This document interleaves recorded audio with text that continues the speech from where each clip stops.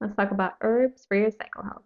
Now, if you're new here, hi, my name is Denise. I'm a cycle and sexual health educator and a clinical herbalist that focuses on cycle health and hormonal imbalances. Now, what herbs are going to be good for your cycle health is the main question that I get asked a lot. And it's also the big question that got me into herbalism because I was also struggling with the hormonal imbalance for roughly 4 to 5 years. And I was looking for a way to naturally balance my hormones. And that led me to herbs.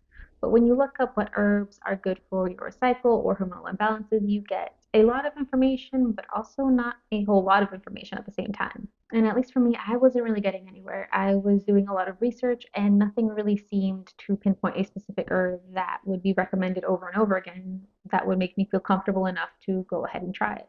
So what I ended up doing is becoming an herbalist that focuses on cycle health just so I can get to the root cause of what was going on with my own hormones.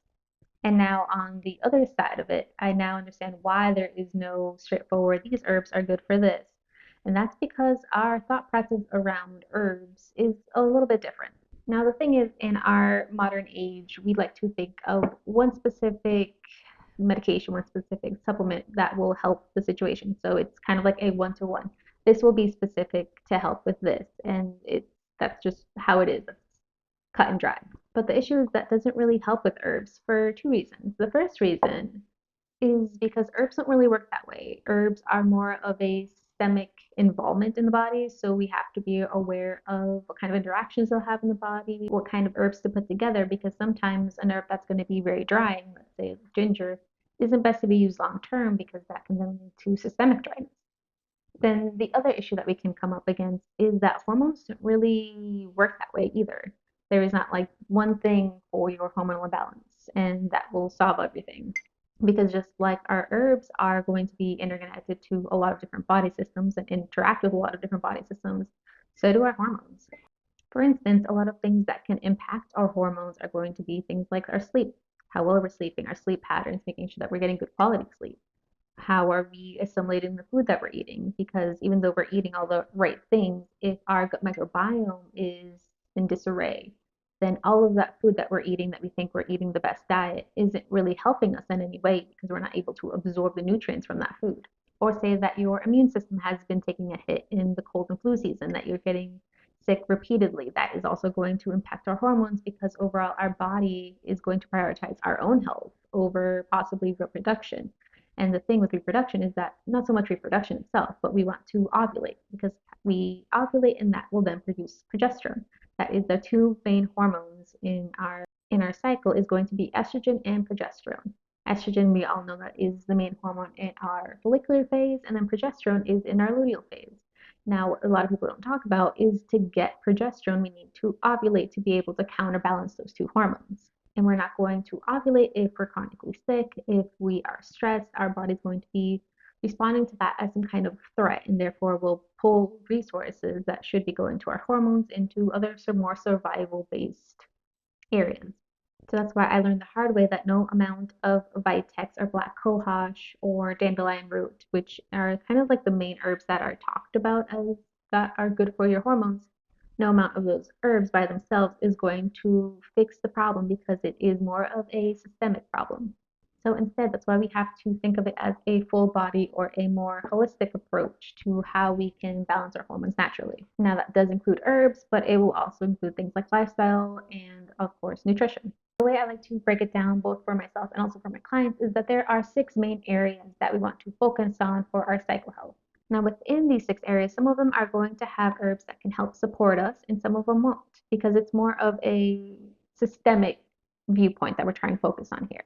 So, the first one that is probably one of the biggest tools that I would recommend to everyone is body literacy. Now, body literacy is having a greater understanding of our body, and the way to do that is through cycle tracking. Now, what I refer to as cycle tracking, I think of more tracking your cycle on a day to day basis to be able to judge how our hormone levels are.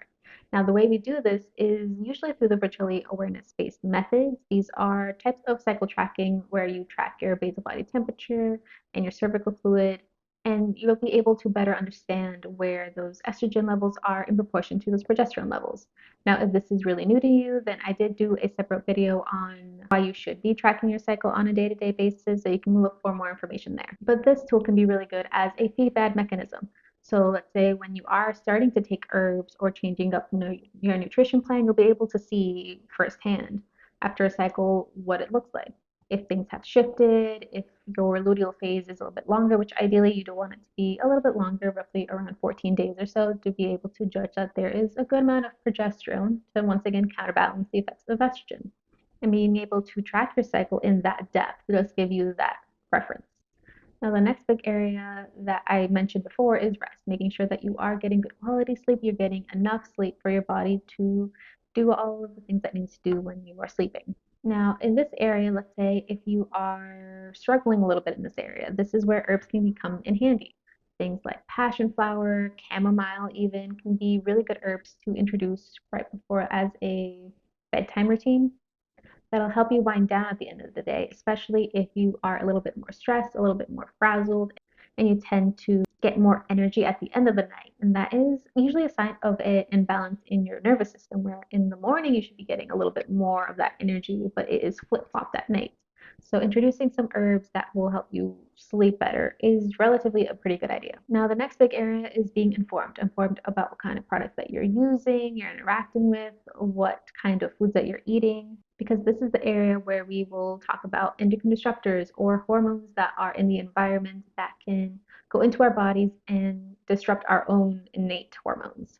This is where the EWG database, so that is like the skin deep database where you can look at your skincare and your makeup just to make sure that there is no chemicals or harmful ingredients in there that can imbalance your hormones. Now, it's not so much that like this one thing is going to imbalance your hormones, but it's more of a accumulation of all of these different factors that can over time lead to a hormonal imbalance, which is why you do want to be focusing on all of these different areas to help better support your body. And the last one I like to call reset, or making sure that you aren't dealing with too much stress on a day-to-day basis that can lead to chronic stress. Now, chronic stress is what I would consider the most prevalent hormone disruptor that we now deal with on a day-to-day basis because it really impacts our hormones. Because we take it back to our body not feeling safe enough to ovulate because our body doesn't understand what exactly we are stressed about.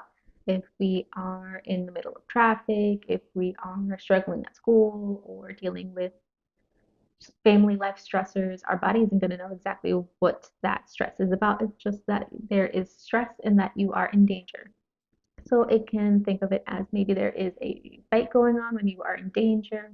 If you are restricting calories, it can be thought of as famine, and all of these, your body will further along understand that as a stress. So what it'll end up doing is pulling all of the necessary resources, so the building blocks to our hormones, and making sure that you have enough cortisol and adrenaline to be able to fight off whatever impending danger there is. So this is an area where more of lifestyle things can come into play, things like meditation, walking, being out in nature, sitting out in the sun, anything that can help you unwind at the end of the day. But there's also different herbs that can be supportive. Now, these herbs are once again trying to calm us down, similar to when you're trying to get good quality sleep, because we are kind of in that aggravated state. We need something to kind of mellow us down a little bit. So that is where things like mugwort can come in handy. Skullcap's really good. I really enjoy milky oat tops. Now, the milky oat top in itself isn't going to be calming. You're not going to drink it and immediately feel like a calming sensation, but over time, it is what is known as a tropho restorative, or helping to restore your nervous system to kind of over time mellow you back out and be able to respond more efficiently to stress. Once again, chamomile can come into play, things like lemon balm, lemongrass, even things that will you will be able to have a routine around. Usually with these herbs, I would recommend sitting down with like the hot cup of tea and having that be part of the experience. So not only are you drinking the herbs that will help kind of soothe the nervous system, but you're also doing the lifestyle aspect of sitting down and relaxing and in being more present and in the moment. Now, the next big area is movement, finding what kind of movement that you enjoy and do it often. Because, as I'm sure you know, we live a pretty sedative life, at least most of us do, and that can kind of negatively impact our hormones in a way that we're not out and moving around. Our lymphatic system is the part of our body that is impacted by movement. Now, our lymphatic system, which we usually think of like our immune system, but our lymphatic system also comes into play with our hormones, specifically if you get tenderness or achiness in your breast right before your period. That is because our lymphatic ducts, a lot of them are here and also on our armpits, which do go around our breast tissue. And if we're not getting enough movement, then our lymphatic system gets stagnant, which can then be further inflamed by things like estrogen dominance. And it's also good just overall to keep our body movement, just also for joint and bone health and our cardiovascular system, which does have an impact on our, once again, our nervous system, which we do want to be well balanced to prevent our body from thinking that we're in danger. And lastly, there is nutrition, making sure that you're getting enough food, that you're getting good quality food, and also that you're having enough protein and healthy fats to be those building blocks to those hormones. Now, this is another area where herbs can be really supportive. That is where things like dandelion root or burdock can come into play, where they will help the body prepare for nutrients and be able to better absorb those nutrients.